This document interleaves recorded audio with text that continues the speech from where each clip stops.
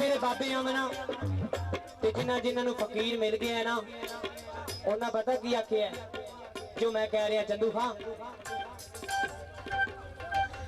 और जिन्होंने फकीर मिले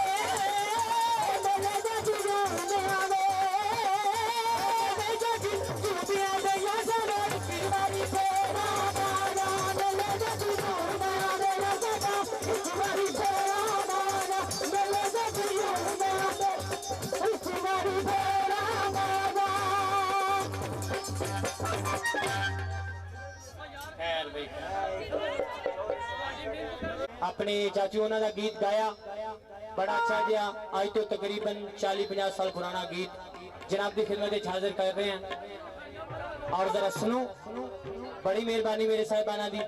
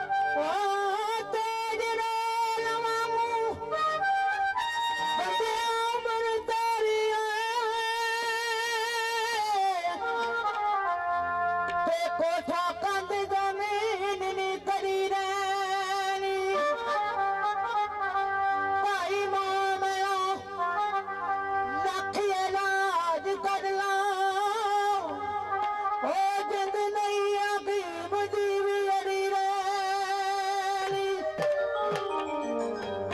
भाई मोमन लख इलाज कर लो जिंद नहीं जे हकीम दी अड़ी रहनी। गीत आज तो तकरीबन 35-40 साल पुराना गीत मेरे साहिबाना दी फरमाइश पेश किया जा रहा है। और तवज्जो